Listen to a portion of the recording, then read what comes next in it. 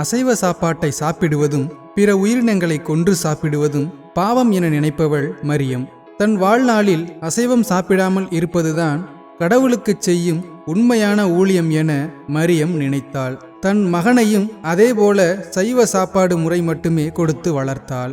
40 வயதில் கணவனை பறிகொடுத்தவளுக்கு எந்த ஒரு சொந்தமும் முன்வந்து உதவவில்லை. இருந்தாலும் கண்ணை கசக்கிக் கொண்டு வீட்டில் உட்கார்ந்திருக்காமல் அவள் யாருடைய உதவியையும் எதிர்பாராமல் தன் வீட்டின் முன்பு இட்லி கடை ஒன்றை வைத்தாள்.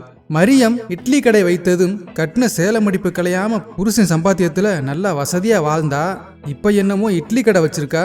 இவ சீக்கிரமே தொழிலதிபர் ஆயிருவா. இனிமே இவ எப்படி மினிச்சுக்கிட்டு திரிவான்னு பாப்போம் என அந்த தெருவில் உள்ளவர்கள் கேலி பேச அதை அவள் பெரிதாய் எடுத்துக்கொள்ளாமல் தன் அன்பான கணவன் ஹார்ட் அட்டாக்கில் இறந்து விட்டதும் தன்னுடைய ஒரே மகனை படிக்க வைத்து நல்ல முறையில் வளர்க்க வேண்டிய பொறுப்பு அவளுக்கு இருந்ததால் கேலி பேசுபவர்களிடம் அதை காரணம் காட்டி எல்லோரிடமும் சண்டை போட்டால் யார் நம்மிடம் இட்லி வாங்க வருவார்கள் என்று பல்லை கடித்து கொண்டு இட்லி தட்டில் சரியான அளவில் மாவுகளை ஊற்றி கொதிக்கும் இட்லி சட்டியில் வைத்து மூடினாள். முதல் 2-3 நாட்கள் இட்லி வியாபாரம் சரியாக இல்லாவிட்டாலும் போக போக வியாபாரம் நன்றாகவே இருந்தது. அதனால் கொஞ்சமாக வரவும் அதிகமானது.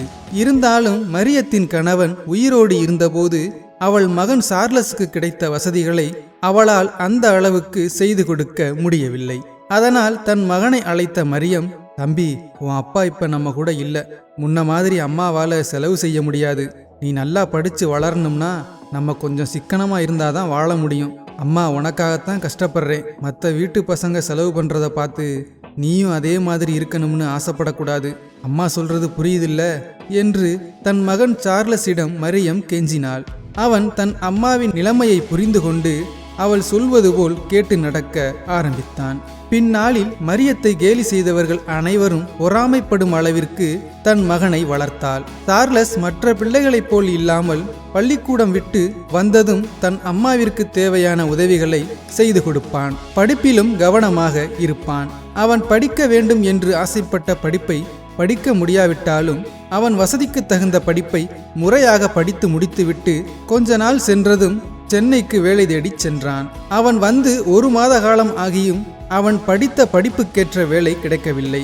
அதனால் மனதுடைந்து தன் அம்மாவிற்கு போன் பண்ணி புலம்ப ஆரம்பித்தான். மரியம் தன் மகனுக்கு ஆறுதல் சொல்லி மனம் தளராமல் வேலை தேடச் சொன்னாள். அதன் பிறகு 3 நாள் கழித்து தனக்கு நல்ல வேலை கிடைத்திருப்பதாகவும் சம்பளம் மாதம் 15,000 எனவும் தன் அம்மாவுக்கு போன் பண்ணி சொன்னான். மரியம் அதற்கு மிகவும் சந்தோஷப்பட்டாள். மாதம் சரியாக தன் அம்மாவின் வங்கி கணக்கிற்கு அவன் செலவு போக சம்பள பணத்தை அனுப்பிவிடுவான். ஒரு நாள் தன் மகனை பார்ப்பதற்காக அவனிடம் சொல்லாமலே சென்னைக்கு கிளம்பி வந்தாள் மரியம். அவள் சென்னைக்கு வந்து இறங்கியதும் தன் மகனுக்கு போன் பண்ணி விஷயத்தை சொல்ல சார்லஸ் மிடுக்கான பேண்ட் சட்டையோடு பைக்கில் வந்து தன் அம்மாவை அவன் தங்கி இருந்த வீட்டிற்கு அழைத்துச் சென்றான். அம்மாவை வீட்டில் கொண்டு வந்து விட்டதும் தன்னுடைய வேலையை பார்ப்பதற்காக சார்லஸ் சென்றுவிட மரியம் தன் மகன் தங்கியிருக்கும் வீட்டில் பொருட்கள் எல்லாம் அங்கும் இங்கும் கிடந்ததால் அதை பார்த்து வீட்டை எப்படி வச்சிருக்கான் பாரு என்று அனைத்து பொருட்களையும் எடுத்து அழகாக அடுக்கி வைத்துவிட்டு கடைசியாக ஒரு சாக்குப்பை மட்டும் இருந்தது. அதை எடுத்து பார்த்ததும் மரியம் அதிர்ச்சி அடைந்து அதை கீழே போட்டுவிட்டாள். திரும்பவும் தான் பார்த்தது உண்மைதானா என மீண்டும் அந்த சாக்குப்பையை திறந்து பார்த்தபோது அவளுடைய இதயம் படபடத்தது. சாக்குப்பையில் இருந்ததை கீழே கொட்டினாள். அதில் 4 கத்திகள் இரத்தக்கரையோடு இருந்தது. அதை பார்த்ததும் தன் மகன் ஏதோ ஒரு தப்பான வேலை செய்கிறான் என அழுது புலம்பினாள்.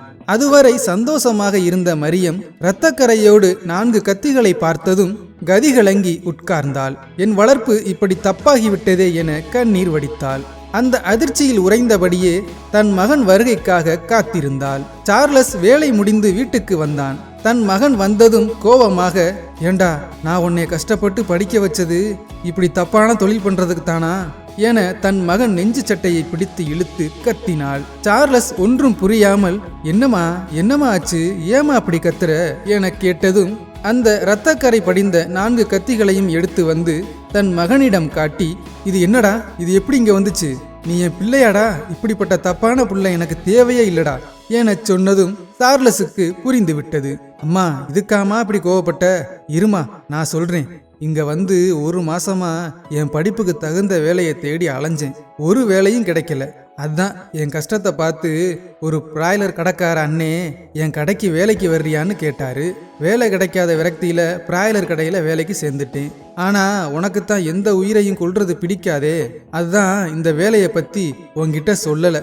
இந்த 4 கத்தியும் சாணை பிடிக்கிறதுக்கு எடுத்துட்டு வந்தேன். நீ வந்ததும் அதை ஒளிச்சு வச்சிருந்தேன். ஆனா நீ அதை எப்படியோ கண்டுபிடிச்சு ரகளை பண்ணிட்டமா என தன் அம்மாவை பார்த்து சிரித்தான். சார்லஸ் சொன்னதை கேட்டு மரியம் கொஞ்சம் மன நிம்மதி அடைந்தாள். தம்பி, இவ்வளவுதானா? நான் என்னமோ ஏதோன்னு பயந்துட்டேன்டா என தன் மகனிடம் சொல்லி சிரித்தாள். ஆனாலும் நீ இந்த வேலை பார்க்கறது எனக்கு பிடிக்கலப்பா, சீக்கிரமே உனக்கு தகுந்த வேலையா பார்த்துக்க என்று சொல்லி தன் வேலையை பார்க்க ஆரம்பித்தாள் மரியம். இந்த கதை உங்களுக்கு பிடித்திருந்தால் தயவு செய்து சப்ஸ்கிரைப் பண்ணுங்க, சப்போர்ட் பண்ணுங்க. நன்றி.